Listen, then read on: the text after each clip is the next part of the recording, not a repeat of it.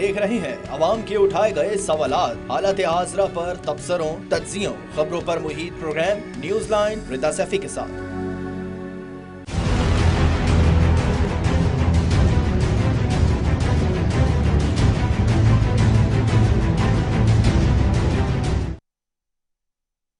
अस्सलाम वालेकुम, मैं हूँ रिदा सैफी। नाज़रीन, सियासी अदम इस्तेहकाम के बाइस गैर यकीनी की कैफियत ने रियासती मामलात और अवामी ज़िंदगी को बैक वक्त मुतासर किया है। असबाब मुतादिद हैं, लेकिन फ़िक्रमंदी की बात यह है कि इस गैर यकीनी के ख़ात्मे की जिस कदर कोशिश होती है उसकी शिद्दत में उतना ही इजाफा होने लगता है। मुल्क की मईशत तारीख की बदतरीन सतह पर चल रही है।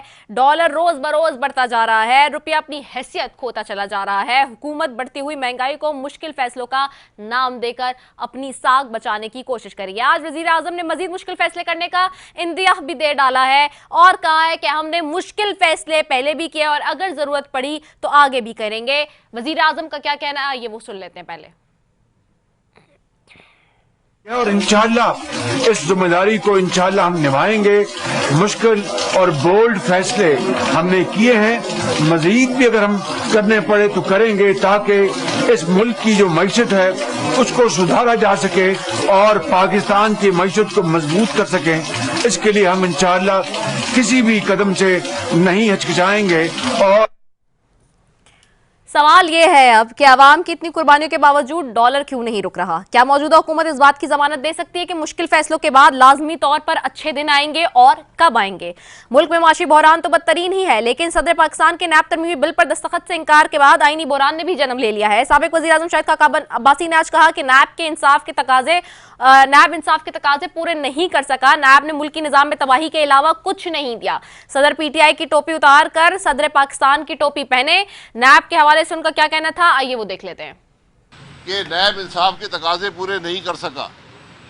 नैब ने सवाए मुल्क के निज़ाम की तबाही के अलावा कुछ नहीं दिया। हकाइक इस बात की निशानदेही करते हैं।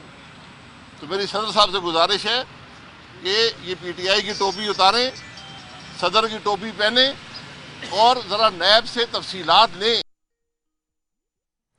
अब सवाल ये है कि मौजूदा हुकूमत महंगाई से मारी आवाम को रिलीफ देने के बजाय नैब के कवानीन में ज्यादा दिलचस्पी क्यों ले रही है? क्या कोलिशन हुकूमत बनाने का मकसद भी यही था कि ऐसे कवानीन में तरमीम की जा सके जो आगे चलकर मुश्किल का बाइस बन सके? वफाकी वजीर खुर्रम दस्तगीर ने कुछ रोज कबल एक निजी चैनल को इंटरव्यू देते हुए कहा कि अगर इमरान खान को हुकूमत से ना निकाला जाता तो हम सब जेलों में होते। क्या कहना था उनका, आइए वो भी देख लेते हैं। जिस तरफ इस साल के आखिर में एक बड़ी तब्दीली आनी थी उसमें तो ये नजर आ रहा था कि इमरान खान का जो गठजोड़ है ये तो अगले 15 साल रहेगा अगर इस तरह हालात रहे। और जिस तरह के उनके प्रोग्राम थे, हम सब ने डिस्क्वालीफाई होना था इस साल के आखिर में। तमाम जो अपोजिशन की लीडरशिप है, अच्छा, उनका तो ख्याल था कि मैं सफाया कर दूंगा, मैं किसी को नहीं छोड़ूंगा। तो ये आपका खदशा है, मालूमात है? जी, हमारी सीरियस मालूमात है। आपके ख्याल में जो आप ये लोगों को भूल जाता है, लेकिन कुछ माह पहले जो कहा कि जी हम नैब के कुछ 100 जज और हायर कर रहे हैं और हम सारे केसों को एक्सपेडाइट करेंगे, तो उस मैस लेवल के ऊपर मैस लेवल पे डिस्क्वालिफिकेशन होनी थी। बिगिनिंग शहबाज शरीफ डाउनवर्ड, शाहिद खाकान अब्बासी, हसन इकबाल और ऑल ऑफ अस, सिर्फ मुस्लिम लीग नून की नहीं। आपके ख्याल में जो कोलिशन बनी है वो इसी वजह से बनी है कि इमरान खान साहब के तो फाशिस्ट प्लान्स थे ना इस मुल्क के ऊपर हमला करने के। जी, क्या ये वही वजूहात थी जिनकी वजह से 12 जमातों ने 1.5 साल की एक अरसे की ऐसी हुकूमत को चलाना बेहतर समझा जो कि माशी तौर पर बिल्कुल कमज़ोर होगी, लेकिन केसेस के मामले पर, अदालती मामलात पर उनका पूरी तरीके से जो है वो भरम रख सकेगी और डिफेंड कर सकेगी। जहां ये सारे मामलात हैं, वहीं दूसरी तरफ इमरान खान ने भी नैब तरमीम इसी हफ्ते सुप्रीम कोर्ट में चैलेंज करने का ऐलान कर दिया है। साबिक वज़ीर आज़म कहते हैं कि नैब तरमीम से 1100 अरब रुपए ये लोग खा जाएंगे। नैब तरमीम से ये लोग नहीं बल्कि तमाम बड़े लोग जो मनी लॉन्ड्रिंग करते हैं वो सब बच जाएंगे, जो कि नहीं बचने चाहिए हैं। और साथ ही दूसरी तरफ हम ये भी देख रहे हैं कि PTI का जो ममनुआ फॉरेन फंडिंग का केस का फैसला है वो भी 8 साल बाद महफूज हो गया है। उसका क्या रिजल्ट आ सकता है और इस सब पर क्या फर्दर कॉन्सिक्वेंसेज हो सकते हैं, सारी चीज़ों पर बात करेंगे। डिबेट के लिए आज फोरम में जी मौजूद हैं। सबसे पहले मुझे ज्वाइन कर रहे हैं रफीक रजवाना साहब हैं, साबिक गवर्नर पंजाब हैं मुस्लिम लीग नून से। आपको खुश खुशामदीद कहती हूँ। ज्वाइन कर रहे हैं आफ्ताब जहांगीर हैं, तहरीक इंसाफ से आपको खुशामदीद कहती हूँ। नवाबजादा तैमूर तालपुर साहब हैं, सूबाई वजीर सिंध है, पीपल्स पार्टी से आपको खुशामदीद कहती हूँ। तीनों मौजूद मेहमानों को का बेहद शुक्रिया जी कि आज फोरम में डिबेट के साथ वो मेरे पैनल में मौजूद हैं।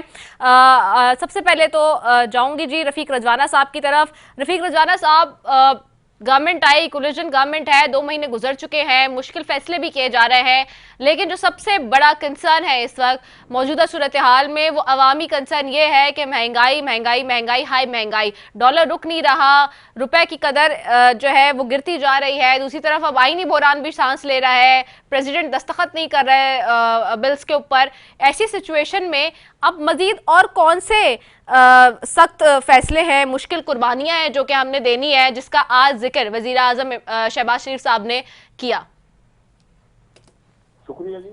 जी, पहली बात तो ये है कि मुश्किल तरीन फैसलों से आपने गुफ्तगू शुरू की। जिस तरह के हालात इस मुल्क की मईशत के हैं और जिस तरह का सियासी अदम इस्तेकाम पेश किया जा रहा है और उसकी काबशें हो रही हैं, कभी लॉन्ग मार्च और कभी कोई मार्च, चलो जमहूरी हक है, आईनी हक है जी, करें, ठीक है जी। अच्छा, अब इस तनाजर में IMF का एग्रीमेंट, ठीक है जी, वो जो भी हुकूमत थी जिसने भी किया वो अपनी जगह पे किया। अब नया कोई IMF साथ एग्रीमेंट नहीं होने जा रहा, ये उसकी जो एक पोर्शन रह गया है उसकी तकमील से उन्होंने शराइत जो हैं वो लगाई हैं। वो शराइत अगर आप नहीं कबूल करेंगे तो आपको IMF की अगर सपोर्ट नहीं मिलती तो आपका ओवरऑल इम्प्रेशन इकोनॉमी का बड़ा जो है ना वो मुतासर होगा, जिससे फौरन मजीद डोनर जो है वो भी कोई इंटरेस्ट शो नहीं करेंगे और मार्केट जो है इससे ज्यादा भी नुकसान उठा सकती है। अब इस सारी चीजों को लोग देखते हैं सियासत की नजर, सारी चीजों को कुछ हमारे मेहरबान इसको एक्सप्लॉइट करते हैं या इसकी पॉलिटिकल माइलेज और पॉलिटिकल बेनिफिट लेते हैं। मेरी राय में इस वक्त पाकिस्तान सियासी अदम इस्तेकाम का शिकार नहीं हो सकता और पॉलिटिकल माइलेज की बजाय इस वक्त इकोनॉमी को सुधारने का वक्त है। यहाँ ये भी बात आएगी, बड़ी इलेक्शन इसका हल है, 200 अरब रुपया इलेक्शन का खर्च है और दरमियान में जो 3 माह की इंटरिम गवर्नमेंट होगी उससे कोई मुल्क जो है कोई एग्रीमेंट नहीं करेगा और हो सकता है मुतासर हो जाए। मजीद ये कि एक आईनी मुद्दत है, चाहे अदम एतमाद हो गया, अदम एतमाद के बाद आईनी मुद्दत ये पूरी हुकूमत करेगी जो 5 साल की है। दूसरी मेरी बात है, मैं मीडिया से मुखातिब होता हूँ, नाज़रीन से भी मेरी गुजारिश है, ये बहस रोजाना इतनी चल पड़ी है, हम भी हमें कुछ चैनल बुलाते हैं, हम कोशिश बड़ी करते हैं कम जाएं, तो रोज कौन सी ऐसी सही बात करें कि मुश्किल नहीं है, क्या होगा क्या नहीं होगा, और चैनल पे रोजाना यही बहस करिए। इसमें जो अवाम पे तासुर जाता है उस तासुर की 2-3 किस्में। एक तासुर है कि अगर कोई PMLN का वोटर है वो समझता है कि PMLN के लोग सारी ये गॉस्पेल ट्रुथ है और सच कह रहे हैं। PTI के जो मेहरबान है, PTI की सोच वाले लोग हैं वो समझते हैं PTI बिल्कुल ठीक कह रही है। इंडिपेंडेंट सोच के लोग जो है वो समझते हैं कि हम सिर्फ कंफ्यूजन में फंस गए, कोई कुछ कह रहा है कोई कुछ कह रहा है।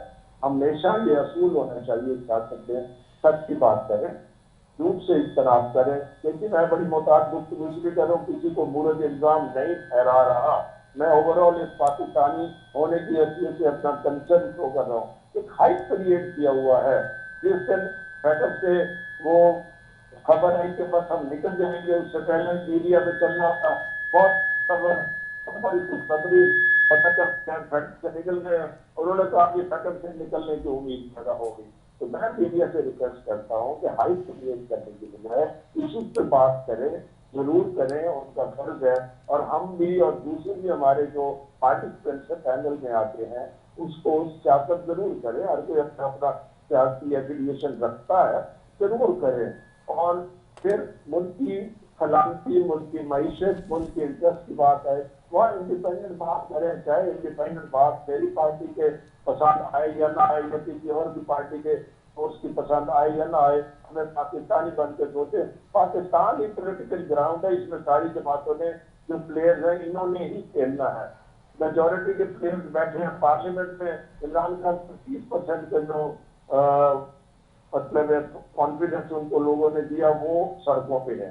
क्या ये बेहतर नहीं होगा कि पार्लियामेंट में आके डुअल रोल अदा करे, role of the opposition leader, role of the opposition party by PTI, as well as education in good faith according to the constitution, law and order maintain करके लोगों को भी आपको मुतासर करे तो ये ज्यादा नहीं। मगर एक बात जरूर कहूंगा, इन हालात में जो भी हुकूमत होती उसको यही कुछ फेस करना पड़ना था और यही चीजें फेस करनी थी। अब ये डिपेंड करता है जो जमात पार्लियामेंट से बाहर है तो उसको इतना गैर यकीनी की कैफियत पर सामने खड़ा करते तो लोगों का मजीद एतमाद भी उठ जाए। अवाम 100% सच्ची है, अवाम को हम जितनी तसल्ली दें अवाम उन तसल्लियों में नहीं आती, जो भी हुकूमत आती है तसल्ली देती है और अवाम वहाँ की वहाँ ही खड़ी है। मगर मैं ये समझता हूँ कि इस वक्त जो हुकूमत है उसको एक तासर तो ये है कि नून लीग की हुकूमत है, ये मखलूत हुकूमत है। कलेक्टिव विजडम वाले ये फैसला करते हैं, हो सकता है किसी की नजर में वो विजडम ना हो, वो कहते हो कि मुल्क के मफाद के खिलाफ है। मगर इस वक्त जिस तरह की पॉलिसी बना रहे हैं हत्तुल इम्कान कोशिश है कि इन द गिवन सोर्सेज जो कि आपके वसाइल और मसाइल हैं उनके दरमियान में से भंवर में से एक रास्ता निकालना है। जब कश्ती पाकिस्तान की भंवर में फंसी हो तो मिलजुल के उसको निकालना चाहिए। शुक्रिया। अच्छा रफीक रजाना साहब, आपने बिल्कुल ये बात तो ठीक की कि जी कियोस्क नहीं होना चाहिए और डेफिनेट सी बातें नहीं होनी चाहिए, लेकिन अब एक बात ये कि अगर खुद वुज़रा आके कोई बात करेंगे तो फिर उसके ऊपर तो सवाल उठेगा। जैसे राना सनाउल्लाह साहब ने खुद ही स्टेटमेंट दिया है कि IMF लचक नहीं दिखा रहा, पेट्रोल महंगा करने के बावजूद अब तक मुआहदे पर दस्तखत नहीं हो रहे हैं और शहबाज शरीफ साहब भी आज खुद कह रहे हैं कि जी हमें मजीद फैसले करने पड़ेंगे। तो इट मीन्स के इन्फ्लेशन एक सामने खड़ा हुआ है तूफान और हमें मजीद आगे चीजें बढ़ानी है। उसके नतीजे जाने हैं, उसमें कौन इस चीज को जो है इनकार कर सकता है। अगर वजीर आजम साहब अपनी जबान से कह रहे हैं तो बोले, हकीकत बता रहे हैं। झूठ बोलने से कुछ हासिल नहीं होगा। आवाम के सामने हर चीज आ जाती है। कितना लॉलीपॉप आवाम को दिया जाएगा, कब तक दिया जाएगा, बातें सामने आ जाती है। लॉलीपॉप मिलते रहे, आवाम देखती जा रही है। जी ठीक है, मैं आफ्ताब जहांगीर साहब की तरफ जाऊंगी। आफ्ताब जहांगीर साहब, आपको आवाज आ रही है? बिल्कुल, आपकी तो थोड़ी बहुत आ रही है, लेकिन रफीक रजवाना साहब का कोई पता नहीं चला कि उन्होंने अपना क्या मौकफ दिया है। अच्छा, और आपको भी आवाज नहीं आ रही थी उनकी, आप बार बार इशारे भी कर रही थी कि आवाज बढ़ाए, लेकिन वो जी बिल्कुल, मैं वही अपनी टीम से कह रही हूँ कि आवाज फ्लोर दे दें रफीक रजवान साहब का थोड़ा और तेज, ताकि सुन ले दीगर अदर पार्टिसिपेंट्स भी। अच्छा आफ्ताब साहब, ये जो इस तक इशू है, एक तरफ हम देख रहे हैं सारा मामला है कि जी किस तरह से हमारे सामने मईशत का पैमाना जिस तरह से बढ़ता जा रहा है और बढ़ता जा रहा है वो भी हम देख रहे हैं। दूसरी तरफ ये भी मामला है कि जी आज ही की बात है कि जी IMF के हवाले से कोई अच्छी खबर थी कि अब तक आ जाएगी, रात तक सुनने को मिलेगी, लेकिन अभी सो फार ऐसी कोई खबर नहीं आ रही। लेकिन दूसरी तरफ हम ये देख रहे हैं कि डॉलर बढ़ता जा रहा है, रुपए की कदर जो है वो गिरती जा रही है, वो अपनी हैसियत खोता जा रहा है उस तरह से।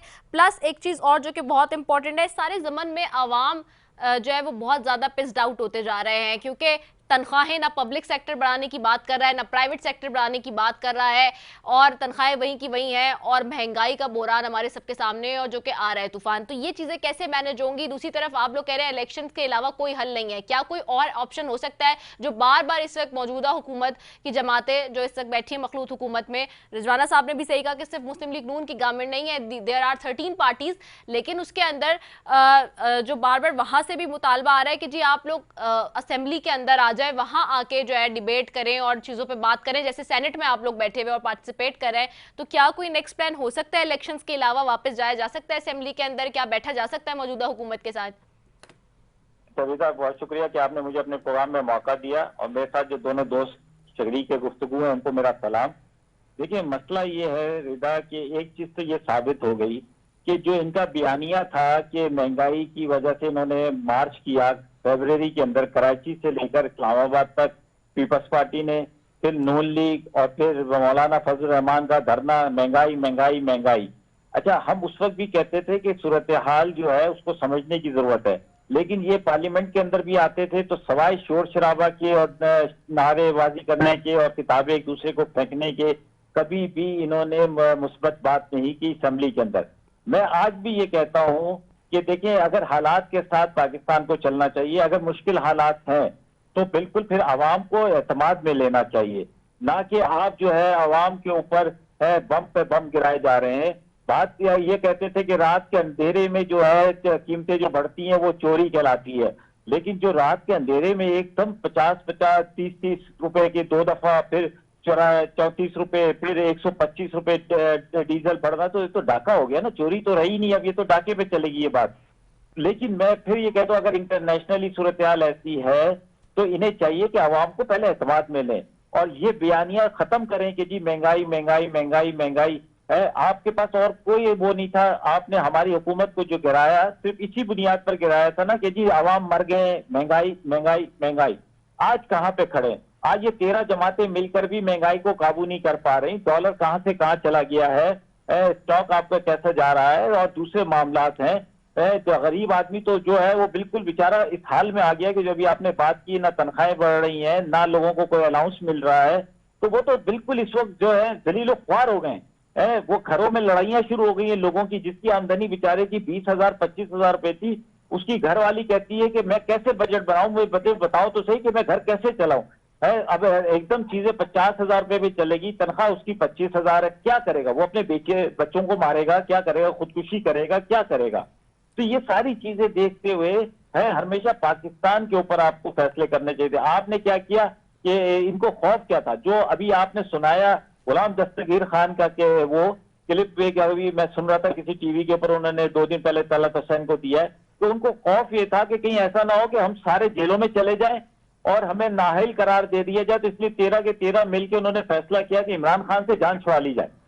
है अभी खुद ये कहती हैं, मरियम साहबा कहती थी खड़े होकर कि ये सब IMF के मुआहदे के तहत है। मुफ्ता इस्माइल साहब कह रहे हैं ऐसा कोई मुआहदा ही नहीं हुआ हुआ IMF के साथ, है कीमतों के हवाले से, पेट्रोल और डीजल की कीमतों के, मतलब इनकी अपनी बातों में इतना वो तजाद है कि वो कोई अवाम अब इसलिए परेशान हो गई। अवाम ये कहती है खुदा के लिए इनसे जान छुड़ाएं, ये तो 13 का जो मजमुआ है ये तो मुरब्बा बन गया है, ये तो मिक्सचर बन गया है, ये तो कोई आदमी एक दूसरे पर एतमाद ही नहीं कर रहा है।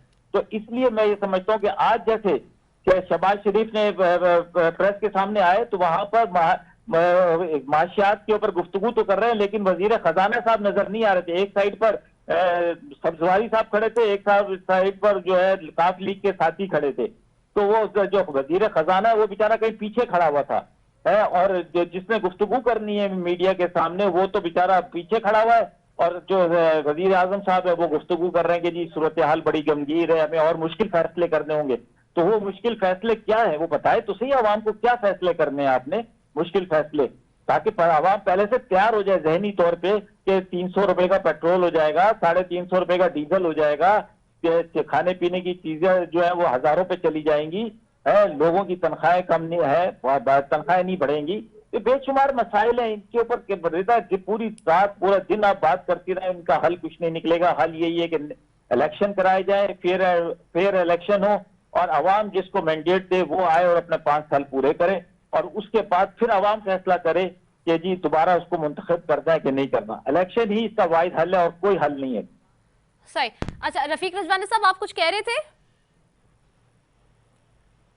जिसमें मैंने रफीक रजवानी साहब की आवाज दे दें। जी जी रफीक रजवानी साहब जी।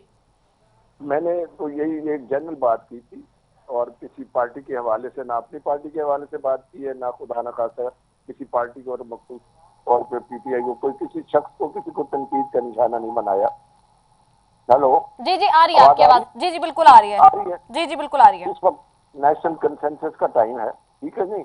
बाकी अवाम के पास जाने की बात है, बड़ी सिंपल सी बात है मेरी नजर में कि 30% वोट लेने वाले हमारे मोहतरम अपना इमरान खान साहब और उनकी पार्टी वो पूरे पाकिस्तान को रिप्रेजेंट नहीं करते, ठीक है जी।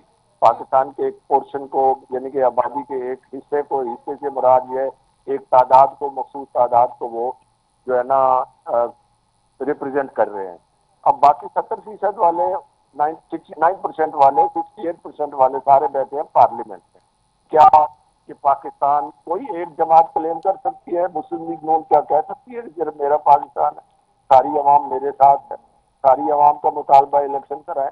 हर पार्टी का अपना अपना एक स्टैंडिंग होती है, अपना अपना एक रेशो और अपना अपना एक वोटर की और फॉलोअर की तादाद होती है।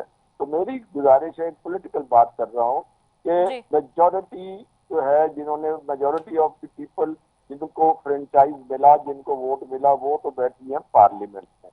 गलत है, सही काम किया, उस बहस में पढ़ने की जरूरत नहीं है। तो बहुत चीजें वो काम की लकीर बहुत पिट चुकी। अब देखना ये है क्या 32% या 30% वाले मोहतरम पार्टी वाले लोग जो हैं उनके मुतालबे पे पूरे पाकिस्तान को इलेक्शन में डाल दिया जाए। मेरी नजर में नहीं। जब सारी जमातों का या मेजॉरिटी पार्टीज का फिर वो मुतालबा, फिर ये बात कंसीडर की जा सकती है। और फिर ये बताएं कि जिस तरह के IMF के फायदे हुए हैं, मुआहदा हुआ है, क्या इलेक्शन उसका हल है? क्या वो मुआहदे की जो शराइत है इलेक्शन से बदल जाएंगी? तीसरी बात ये है कि IMF ने उस मुआहदे को कंटिन्यू किया इस हुकूमत के साथ जो अदम एतमाद के आईनी हक को इस्तेमाल करने के बाद वजूद में आई। तो उन्होंने अपना कॉन्फिडेंस शो किया, डिपोज किया कि हम आपसे ये गुफ्तगू कंटिन्यू करना चाहते हैं। अगर इलेक्शन अनाउंस हो तो 3 महीने की इंटरिम गवर्नमेंट के साथ मेरी नज़र में कोई मुल्क, कोई डोनर एजेंसी कोई गुफ्तगू नहीं करेगी कि परमानेंट पॉलिसी तो इन्होंने बनानी नहीं है।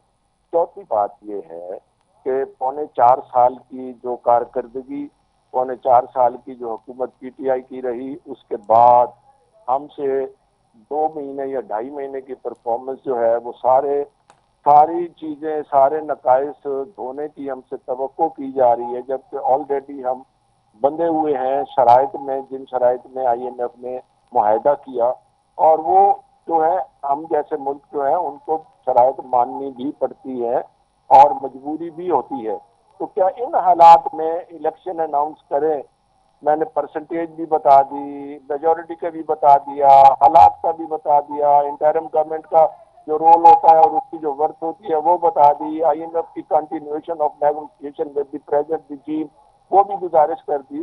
तो फिर वही बात होगी, at the cost of reputation मैं दोहरा रहा हूँ कि आए पार्लियामेंट में बैठे, मिलकर मुल्क को निकाल लें। 1.5 साल की बात है, फिर मैदान में जाते हैं। तो ये भी आपके पॉजिटिव एक पॉइंट जाएगा जैसे मुश्किल वक्त में इन्होंने साथ बैठ के मशवरा किया। उनको अब ऑफर भी दी जा चुकी है। और मोहतरम मियां शहबाज शरीफ साहब ने as leader of the opposition अपनी पहली तकरीर में कहा था कि आइए चार्टर ऑफ इकोनॉमी हम करते हैं। अगर आपने देखा होगा इमरान खान साहब पहले दिन से कह रहे हैं कि मैं इनसे हाथ नहीं मिलाऊंगा, चोर है। चलो उनकी नजर में जो भी होगा, क्या कहे, मुकदमा जेर समात है, उस झगड़े में नहीं जाते। उन्होंने फिर कई तकरीरों में कहा अगर मर जाऊंगा इनसे हाथ नहीं मिलाऊंगा। अब लोग तो वोट देते हैं इन जमातों को, वो तो लोगों के रिप्रेजेंटेटिव है, नुमाइंदे हैं। भाई बैठ के बात करोगे, अगर ये सोच रहे इनसे बात नहीं करूंगा तो फिर अकेली तो PTI जो है इस भंवर से आ जाए तो इस भंवर में खुद भी फंस जाएगी जैसे पहली फंसी थी। और शेख रशीद साहब ने खुद कहा है कि हम बारूदी सुरंगे बिछा के आए। सही है। अच्छा, मैं तैमूर की तरफ भी चले जाती हूँ, मैंने उनको भी शामिल गुफ्तगू करना है। तैमूर का व्यू पॉइंट अभी तक नहीं आया। तैमूर, आपको आवाज आ रही है? तैमूर ज्वाइन कर चुके हैं। मैं तैमूर के पास भी मैं जरा चली जाऊँ। तैमूर, इस वक्त जो सिचुएशन है इकोनॉमी की, और फिर अब एक सियासी बोरान भी हमें नजर आ रहा के साथ साथ हमें आईनी बोरान भी नजर आ रहा है इन दिस वे कि जी अब जो प्रेसिडेंट के पास बिल गए वो साइन नहीं कर रहा है। आज इसकी शिकायत जैसे शाहिद काका अब्बासी साहब का सॉर्ट चलाया मैंने शुरू में, वो भी है। लेकिन जैसे आफ्ताब जहांगीर साहब कह रहे थे कि जी हम इलेक्शंस की तरफ जाना चाहिए, इसके अलावा कोई हल नहीं है क्योंकि 13 जमातें मिलकर मखलूत गवर्नमेंट है, लेकिन माशी सूरत हाल इस वक्त जीरो नजर आती है, रुपए की कदर में कमी है और डॉलर बढ़ता जा रहा है।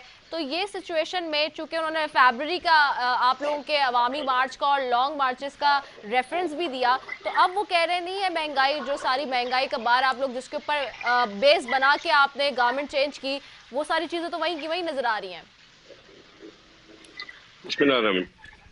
बात ये है कि बुरान तो वाकई है, प्राइस हाइक भी वाकई है, कीमतें आसमान को छू रही हैं, पर ये IMF के साथ उनकी डील पर किसने सही की? ये क्या शहबाज शरीफ साहब की सही थी या आसिफ जरदारी साहब की सही थी या इमरान नियाजी की सही थी? तो इनका पूरा जो कीचड़ है, मलबा है, आज इस सियासी हुकूमत पर और इस सियासी हुकूमत की आवाम पर जा पड़ा है। अगर ये वादे ना करते, अगर IMF से ये डील ना करते, तो आज हमारे पास ये हालात ना होते, आज हम इस सिचुएशन में नहीं होते। तो ये सब जिसने किया है, जो इसका करता धरता है, वो अवाम को पता है। दूसरी बात ये कहते हैं इलेक्शन करा दो, इलेक्शन करा दो। इलेक्शन कराने का कोई फायदा इनको होगा नहीं, क्योंकि इलेक्शन के बाद भी जो रिजल्ट आना है उसमें ये तो मानने वाले हैं नहीं ये तो उस चीज पर भी आमादा नहीं होंगे कि क्यों, कैसे, कहाँ, जब तक इनकी बात जो ये चाहते हैं कि एक बार फिर ये पावर में आए, जो कि होना नहीं है, जो कि अवाम इनको रिजेक्ट कर चुकी है। ये एक ऐसा एक्सपेरिमेंट था जिसने इस मुल्क के तख्ते बैठा दिए हैं। ये एक ऐसा एक्सपेरिमेंट था जो फेल हो गया है, और ये एक ऐसा एक्सपेरिमेंट था जिसके बाद फिर कभी भी पीटीआई का पावर में आना अब महज एक ख्वाब ही रह गया है। तो लिहाजा इलेक्शन इंशाल्लाह ताला होंगे रदा, बिल्कुल होंगे, अपने टाइम पर होंगे। अगर हालात बेहतरी की तरफ जा रहे हैं, अगर जिस तरह से हम इकोनॉमी को बेहतर करने की कोशिश कर रहे हैं, खसूसन इंपोर्ट्स बैन करने के बाद, और बहुत से हमने ऐसे स्टेप्स उठाए हैं जिसके बाद हम समझते हैं कि स्टेबिलिटी आ जानी चाहिए। दूसरी बात, अगर मैं समझता हूँ कि स्टेबिलिटी आ जाती है, अगर जैसे कि प्लान एंड एक्सपेक्टेड है कि हम फिर इकोनॉमिक ग्रिप ले लेते हैं, इंशाल्लाह ताला जरूरत पड़ी तो हम डेमोक्रेटिक तरीके से, हमारी असेंबलीज को ये पावर है कि वो 1 साल और बढ़ा सकते हैं। तो साल में इलेक्शन होगा इंशाल्लाह ताला, या 2 साल में इलेक्शन होगा, क्योंकि टोपी ड्रामे तो सबको इनकी समझ में आ गए हैं ना। आप देख सकते हैं, आप बता सकते हैं कि इनको सिंध में असेंबलियां नहीं छोड़नी, इनको पंजाब में अलग पॉलिसी है, इन्होंने नेशनल असेंबली छोड़ दी है, और इन लोगों को उसी टाइम पर at the same moment they have decided कि वो सेनेट नहीं छोड़ेंगे। तो इस तरह नहीं होता। अवाम के साथ आपने जो वादे किए हैं वो तो आपसे जी, अवाम का मेरे ख्याल से बनाना कोई अच्छी बात मुझे समझ में नहीं आती है। तो खैर इंशाल्लाह मैं समझता हूं कि 4, 6, 8 महीने में, इस तरह नहीं जैसे ये लोग कहते थे कि ये 5 साल भी हमें चाहिए और अगले 5 साल भी हमें चाहिए, और उसके बाद जाके हुकूमत अपने पैरों पे खड़ी होगी इंशाल्लाह ताला। मैं समझता हूँ 6 से 8 महीने में बेहतरी की तरफ जाएंगे, इकोनॉमी स्टेबल हो जाएगी, and then we'll be in a position to talk to IMF, bring the prices down as well as other commodities. हमारे जैसे इकोनॉमी कुछ बेहतरी की तरफ जाएगी तो आप देखेंगे ये जो अवाम पे आज लोड आया है, जो तूफान आया है महंगाई का, उसको इंशाल्लाह ताला हम अवाम से जुदा करेंगे। सही। चले, मैं आफ्ताब जहांगीर साहब की तरफ भी जाऊंगी, लेकिन चूंकि मैंने ब्रेक की तरफ जाना है, बहुत देर से कमर्शियल ब्रेक का कहा जा रहा है, so I am going for a short commercial break. Will be right back after it, stay tune.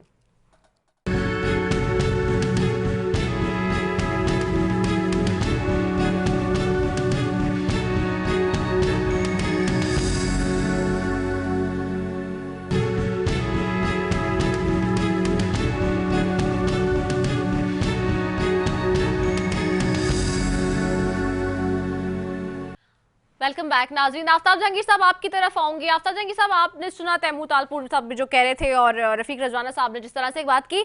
अच्छा, दूसरी तरफ चलेंगे, एक महंगाई का टॉपिक तो हम देख रहे हैं कि है, और ये it's not being controlled yet अभी तक, लेकिन अब खान साहब ने नैब तरमीम के हवाले से भी कहा है कि सुप्रीम कोर्ट में चैलेंज करने जा रहे हैं। डू यू रियली थिंक कि इसके ऊपर कोर्ट से जो है वो क्विकली या रैपिडली इसके ऊपर चीज़ें आ सकेंगी, क्योंकि जो कंसर्न्स आपको हैं 1100 अरब रुपए के हवाले से और दीगर तमाम बड़े लोगों की जो मनी लॉन्ड्रिंग के केसेस के हवाले से आज खान साहब ने कहा है, इसके ऊपर फर्दर आपके क्या प्लानिंग है? रिदा, एक अजीब सी बात नहीं है जी कि जो तारड़ साहब है ये इनके वकील थे, अब इनके वजीर कानून हैं। मजे की बात देखें कि वकालत भी ये खुद कर रहे हैं, मुकदमा भी इन्हीं के ऊपर है, और फैसला भी ये खुद ही दे रहे हैं कि जी हर चीज हम इनको माफ कर दी जाए। यह बाहर से लेटर जो आएगा उसको भी एक्सेप्ट किया जाएगा, फलानी चीज आएगी उसको भी एक्सेप्ट किया जाएगा। ये भाई अदालतों को करने दो फैसला, अगर सही है या गलत है अदालतों को फैसला करने दो ना। अदालतें आपको बरी करें, अदालतें आपको सजा दे रही हैं तो इसमें हमारा क्या कसूर है? अदालतें आपको बाइज्जत बरी करें। आप अदालत से ये कहे कि भाई आप डेली बेसिस के ऊपर हमारा मुकदमा चलाएं, और हमें अगर हमने कोई जुर्म किया तो सजा मिलनी चाहिए, नहीं तो भाई हमें बाइज्जत बरी किया जाए। लेकिन ऐसा होता नहीं है। गरीब आदमी जो है वो आप उसको देखे 50 रुपए की चोरी करता है, 5-5 साल हो गए जेलों में पड़े हुए, उनको कोई पूछने वाला नहीं है। आपने तो खुद कितनी दफा जेलों में जाके प्रोग्राम किए हैं, आपको अंदाजा कितने बेचारों के पास जमानतें के लिए पैसे नहीं है तो वो जेलों में पड़े हुए। और ये अरबों रुपए के 400, 1100 अरब, 1200 अरब को मजाक है क्या? है यही नैब है ना जिसने रिकवरी भी करके दी है, 850 अरब रुपए की रिकवरी करके दी है। तो ये अगर ये रिकवरी हो जाती है 1200 अरब की, तो आप इस पे सब्सिडी दे दें, पेट्रोल के ऊपर, डीजल के ऊपर, बिजली के ऊपर, उन लोगों को रिलीफ दें जिस तरह हमने रिलीफ दिया है। हमें $200 अरब एक्स्ट्रा मिले तो हमने कहा कि आवाम को रिलीफ मिलना चाहिए।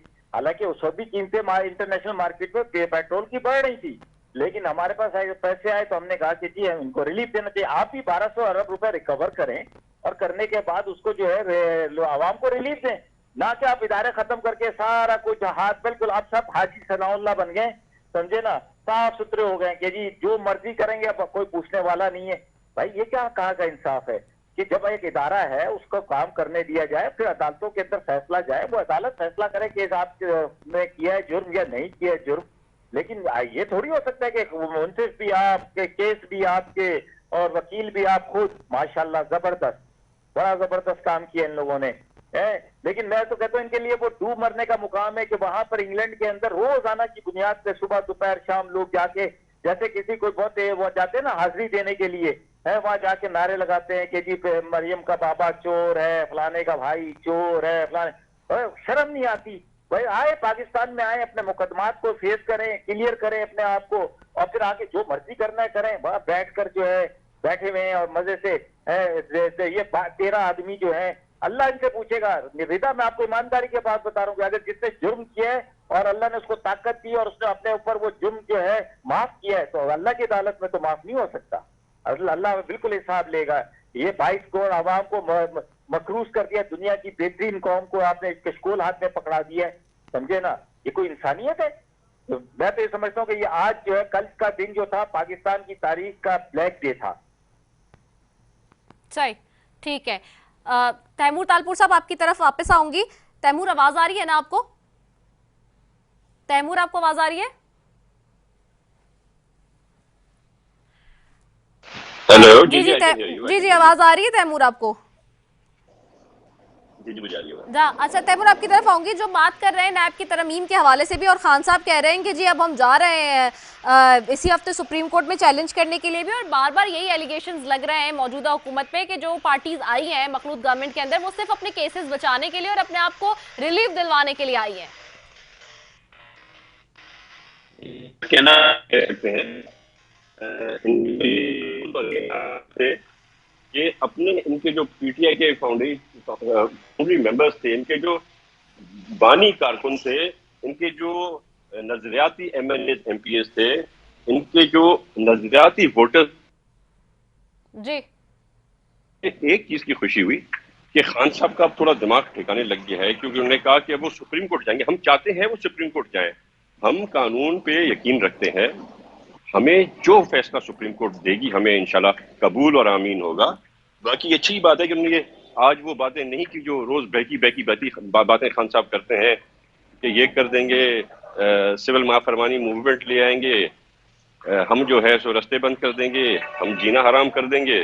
तो अब इनको शायद यकीन हो गया है, तो या ना ये किसी का जीना हराम कर सकते हैं, ना ये रोड रास्ते बंद कर सकते हैं, और ना ये कानून के खिलाफ कोई भी चीज कर सकते हैं। तो I welcome them decision to go to the court. मैं समझता हूं हमने जो भी किया है कानून के दायरे में रह के किया है ना जी की भी थी।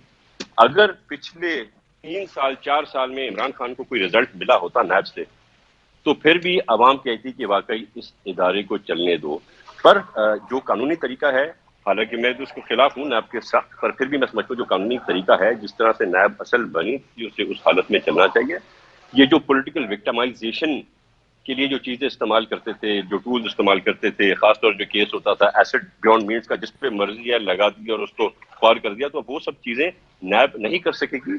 जहां पर वाकई किसी ने कोई करप्शन किया है वो प्रूव करेगी, और वो प्रूव करेगी जो भी होगा, मैं होऊंगा, कोई भी सियासी जमात हो गई, तो हम वो मानेंगे, कबूल करेंगे, और जो चोरी करेगा उसको सजा दिलवाएंगे। पर हम इनको नैब को इस्तेमाल किसी तौर नहीं करने देंगे, ना इनको, ना किसी और हुकूमत को, और ना ही हम खुद करेंगे। जरदारी साहब ने बहुत स्ट्रांगली कहा है कि मुझे कोई बदला नहीं लेना। हालांकि मैं समझता हूँ जो पॉलिटिकल विक्टिमाइजेशन ने की है, जिस तरह से जरदारी साहब को अरेस्ट करवाया, जिस तरह से इन्होंने हमारी बहन अली फरियाल को अरेस्ट करवाया, तो हिसाब किताब तो बड़ा बनना था। पर जरदारी साहब बड़े दिल के आदमी हैं, वो माफी तलाफी में बिलीव करते हैं। और जहां तक बात है इमरान खान की, उसका जो स्टांस था वो तो रहा ही नहीं ना रिदा। यही इमरान खान पैरों में गिरा हुआ था, पूरी दुनिया से मिन्नतें करवा रहा था जरदारी साहब को, मेरे साथ बन जाओ, जो कहोगे करने को तैयार हूँ, जो जैसे चाहेंगे वैसे हुकूमत चलाने को तैयार हूँ। पर जरदारी साहब ने स्टांस पे कर, उनका कुछ भी हो जाए, पता नहीं कहाँ कहाँ से मैसेजेस भिजवाए पर उन्हें प्लेनली रिफ्यूज कर दिया। तो एनआरओ ये मांग रहे थे, महंगाई इन्होंने, जितने कर्जे 70 साल में पाकिस्तान ने लिए उन्होंने 3 साल में लिए, तो किस बेसिस पर ये सोच रहे हैं हुकूमत में जाएंगे। सिंध में तो ये हाल है, मेरी 14 यूनियन काउंसिल है मेरे पीएस के हल्के में था, 14 में से 11 बिना मुकाबले हैं, यानी कोई कैंडिडेट ही नहीं है पूरे पैनल में। ना कोई चेयरमैन का यूनिवर्सिटी पे कैंडिडेट है इनके पास, ना डिस्ट्रिक्ट के मेंबर का है, ना इनके पास कोई काउंसलर का कैंडिडेट है। तो ये अपनी आवाम से जो है ना साखें निकाल चुके हैं, बे मददगार खड़े में हैं। और मेरे ख्याल से ऐसा होना था, जो इनकी पॉलिसीज थी, जो इस मुल्क के सामने ज्यादती की, तो this day had to come for them. लेकिन वो इसमें भी इलेक्शंस में तैमूर हमने देख रहे हैं कि जैसे शाह महमूद कुरैशी साहब ने भी आज एक एलिगेशन लगाया है कि जी बाज़गिश्त है कि ज़मीनी इलेक्शन में नून लीग की 18 और पीटीआई की 2 सीटें होंगी, वो कह रहे हैं। दूसरी तरफ अली जैदी कह रहे हैं कि सिंध के अंदर आप लोग जो है वो सरकारी वसाइल का इस्तेमाल कर रहे हैं, धांधली कर रहे हैं। वो तो मुबैना तौर पर यही एलिगेशन लगा रहे हैं। शाह महमूद कुरैशी साहब जो है उमरकोट के हल्के से इलेक्शन लड़ते हैं। दूसरों की ये क्या बात करें, इन्होंने खुद मेरे वालिद साहब से इलेक्शन हारी थी, और वो भी 60,000 से ज़ायद लीड थी, यानी कि पाकिस्तान की जो सबसे बड़ी लीड्स थी 3 उनमें से एक मेरे वालिद साहब की थी। तो शाह महमूद कुरैशी साहब ये बातें ना करें। इन्होंने जब पावर इस्तेमाल किया, जब इन्होंने अलग अलग इदारों से मदद मांगी, हमारे साथ जातियाँ की, तब भी ये इलेक्शन ना जीत सके। तो अभी ये बात ना करें। मैं आपको जैसे बता रहा हूँ कि इनके पास कैंडिडेट ही नहीं है। कोई सियासी मुदाखलत, कोई ताकत तब इस्तेमाल होगी ना जब इनके पास कैंडिडेट्स होंगे। इनके पास कैंडिडेट्स ही नहीं है। अगर कहीं पे मुकाबला हो रहा है तो पीपल्स पार्टी वर्सेस पीपल्स पार्टी हो रहा है, क्योंकि सब हमारे साथ है। पीपल्स पार्टी के 2 लोग खड़े हुए कहीं पे, इनका तो कोई बंद नहीं है। तो ना धांधली की जब जरूरत होती है ना, तब धांधली की जाती है। जब आप वन साइडेड इलेक्शन लड़े तो उसमें धांधली की कोई जरूरत ही नहीं है, और ना ही हम इस चीज में कभी बिलीव करते हैं। हम डेमोक्रेसी और जमहूरियत में बिलीव करते हैं, और हमें पाकिस्तान पीपल्स पार्टी को जीत के लिए, इलेक्शन जीतने के लिए सिर्फ और सिर्फ न्यूट्रलिटी चाहिए होती है, जो हम इनको भी देने को राजी हैं। ठीक है, आफ्ताब जहांगीर साहब आपकी तरफ होंगे। वो कह रहे कि नैब के लिए ज़रूर जाएं, अच्छी बात है, और हम उसके ऊपर एतराज़ नहीं करेंगे। और दूसरा ज़मीनी इलेक्शन के हवाले से भी वो कह रहे हैं कि जी आपके पास कैंडिडेट्स ही नहीं है, तो इस तरह के मुबैना इल्ज़ामात लगाना तो फिर गलत है। जी आफ्ताब जहांगीर साहब।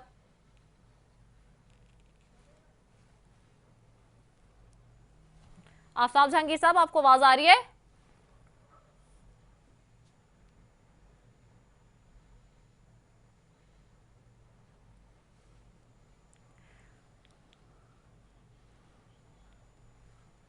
चले, मेरे ख्याल से आफ्ताब जहांगीर से कनेक्ट नहीं हो पा रहा है हमारा। ठीक है, thank you so very much. नवाजा था तैमूर तालपुर साहब आपका, रफीक रजवान साहब आपका, आफ्ताब जहांगीर साहब आपका, तीनों मौजूद मेहमानों का बेहद शुक्रिया। नाज़रीन, इसी के साथ जी यहाँ पे प्रोग्राम के इख्तिताम की तरफ जाएंगे, और साथ यही बात है कि चाहे नैब का मामला हो या फिर मईशत का मामला हो, कोई भी मामला हो, आवाम के लिए रिलीफ सबसे इम्पॉर्टेंट है। आवाम ही नहीं अगर हो इस मुल्क के अंदर, तो फिर सियासत किस तरह से की जाएगी, सवाल ये है।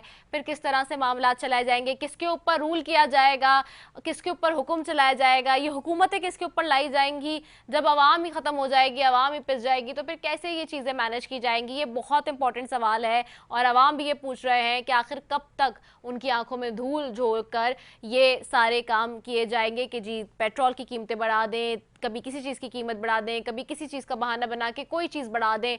लेकिन अवाम को भी एक रिलीफ चाहिए, जो कि 70 सालों से इस मुल्क में नहीं मिला है और जिसके वो मुंतज़िर हैं। इसी के साथ जी अपनी मेज़बान सैफी को दीजिए इजाज़त। पाकिस्तान जिंदाबाद।